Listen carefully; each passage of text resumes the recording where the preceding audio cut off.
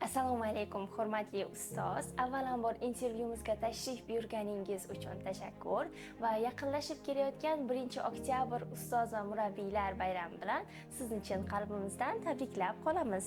Savollarimizga o'tsak, birinchi savolimiz sizni ilmiy faoliyatingiz va tajribangiz haqida. Sizningcha yaxshi tadqiqotchi qanday fazilatlarga ega bo'lishi kerak? Assalomu alaykum. Tabrik uchun rahmat. Men o'ylaymanki, yaxshi tadqiqotchi birinchi navbatda juda mehnatsevar, tirishqoq, ilmga intiluvchan bo'lishi kerak. Chunki xalqimizda ilm olish bu igna bilan quduq qazishday teng bir voqea deb e'tirof etilgan. Shuning uchun ilm olish ham bir san'at. Yaxshi tadqiqotchi uchun eng birinchi navbatda mehnatsevarlik, ilmga chanqoqlik zarur deb o'ylayman. Katta rahmat. Keyingi savolimiz, ilmda muvaffaqiyatga erishish uchun ko'proq iste'dod muhimroqmi yoki mehnatmi? Endi iste'dod bu qobiliyatlarning rivojlangan darajasi hisoblanadi. Iste'dod bu ilohiy ne'mat. Menimcha iste'dod, mehnat, tirishqoqlik bular egizak hodisa. Agar mehnat qilsak va iste'dodimiz bo'lmasa, ular ham anchagina murakkab bo'ladi. Shuning uchun menimcha ham iste'dod, ham mehnat kerak, lekin mehnat ko'proq kerak. Rahmat. Siz uchun ilmiy yangiliklar yaratish muhimroqmi yoki mavjud bilimlarni mukammallashtirish? Ilmiy yangiliklar yaratish uchun mavjud bilimlarimiz bo'lishi kerak. Mavjud bilimlarimizni mukammallashtirish asosida ilmiy yangiliklarni yarata olamiz. Shuning uchun albatta doimo bilimga intilish va uni mukammallashtirib keyin yangilikni yaratish mumkin. Ular chambarchas bir-biri bilan bog'liq. Rahmat. Endi shaxsiy hayot va o'zingizning qadriyatlaringiz haqida savollarga o'tsak, ilmiy faoliyat va shaxsiy hayotdagi muvozanatni qanday saqlagansiz? Bu savol biz yoshlar uchun albatta muhim.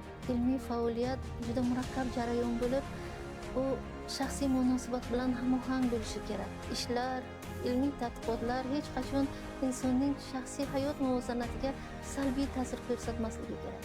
Shunday olsangiz, ilmiy izlanishlarning o'zi shaxsiy muvozanatni saqlashga yordam beradi. Xususan mening mavzum murosa falsafasiga bag'ishlanganligi uchun doimo hayotimda ilmiy ishim muvozanatni saqlashga yordam bergan. Biroq ilm izlash qiyin deb aytayapmiz. Oilaning qo'llab-quvvatlashi bu yerda muhim hisoblanadi. Oila bir qanot ilmiy ish qilish uchun. Lekin ikkalasini tarozi pallasiga qo'yganda men shaxsiy hayot muvozanatini qo'ygan bo'lardim. Shoir aytganidek, ayb emas shoira bo'lmasa ayol, ayb emas olima bo'lmasa ayol, ayb erur onalik va bekalikni uddalay olmasa agarda ayol. Shuning uchun ham birinchi navbatda ayol uchun bu shaxsiy hayot muvozanati, oila hisoblanadi. Chunki shunday ayollarimiz borki, ular ilm yo'lida izlanishlar olib bormayaptilar, lekin ular ilmli onaxonlar, ilmli opa-singillar, ilmli onalar. Ular jamiyat barqarorligini ta'minlashga xizmat qiladilar. Unvon, ilmiy diplomlar bular ikkinchi darajali, biroq birinchi darajali ayolning ilmli bo'lishi va barqaror jamiyat uchun yetarli farzandlarni, bo'lg'usi avlodni tarbiyalab berishi, oilada bekalikni, onalikni uddalay olishi deb o'ylayman va menda hayotimda doimo shu shior oldinda turgan. Katta rahmat. Keyingi savolimiz, ustozlaringizdan olgan eng katta saboq nimada bo'lgan? Ustozlarimiz juda ko'p bo'lgan. Maktabda, institutda, hozir har bir ilm bilan shug'ullanadigan insonni o'zi ham har bir joydan saboq chiqaramiz. Ustozlarimiz bizga nur taratganlar, biroq asosiy ilmiy rahbarim, ustozim Gulchehra Ne'matli Navro'zovadan juda ko'p saboq olgan. U kishidan kamtarinlikni, bag'rikenglikni, mehnatsevarlikni o'rgangan. Yoshligingizda orzu qilgan kasbingiz bugungi faoliyatingizga qanchalik yaqin? Eng yoshligimdan o'qituvchi bo'lishni istagan. O'qituvchilikni juda yaxshi ko'raman. Onam rahmatli o'qituvchi bo'lganlar. Til adabiyot o'qituvchisi va men doimo yoshligimdan havas bilan qaraganman. Shuning uchun baribir ham o'qituvchilik yoshlikdagi orzum va orzumga yetganman. Endigi kelajak haqida savol bersak, sizni qiziqtirayotgan keyingi ilmiy yo'nalish yoki loyiha qaysi? O'zbekiston buyuk ajdodlar yurti. Bizning qo'lyozmalar fondlarimizda yuzlab qo'lyozmalar bor. Ana shu qo'lyozmalarni o'rganish, tarjima qilish, nashr etish o'zbek tiliga nashr ettirish bu bizning kelgusidagi vazifamiz deb o'ylayman. Qolaversa, Prezidentimiz Shavkat Miromonovich 25 sentyabr kuni Birlashgan Millatlar Tashkiloti Bosh Assambleyasining 80-sessiyasida so'zlagan nutqlarida buyuk ajdodlarning ma'rifat g'oyalarini keng targ'ib qilish, o'rganish, butun dunyoga tarqatish kerakligini, zarurligini ta'kidlab o'tdi. Shuning uchun ham men ko'proq ana shu sohaga, manbalarni o'rganishga, qo'lyozmalarni o'rganishga va u yerdagi ma'rifat g'oyalarini, bunyodkorlik g'oyalarini xalqimizga targ'ib qilishni istagan bo'lardim.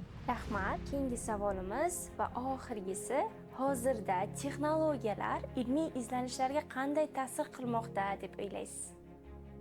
Bugungi kundagi texnologiyalar, sun'iy intellekt, bular izlanishlarga yordam beradi. Hozir yoshlarimiz media savodxonlik va axborot madaniyatiga ega. Hatto bunday fan ham institutlarda o'qitilyapti, bakalavr guruhlarda. Shuning uchun o'ylaymanki, ulardan ham xabardor bo'lish, ularni siyosiy tahlil qilish madaniyatiga ega bo'lgan yoshlarimiz bugungi kunda u xabarlardan ham boxabar bo'lishlari, lekin uni suiiste'mol qilmasliklarini istagan bo'lardim.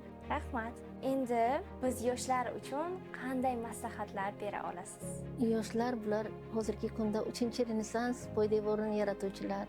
Shuning uchun yoshlarga doim ilm izlang, hech qachon orqaga chekinmang deb aytgan bo'lardim. Naqadar ilm izlash bu sharafli ish.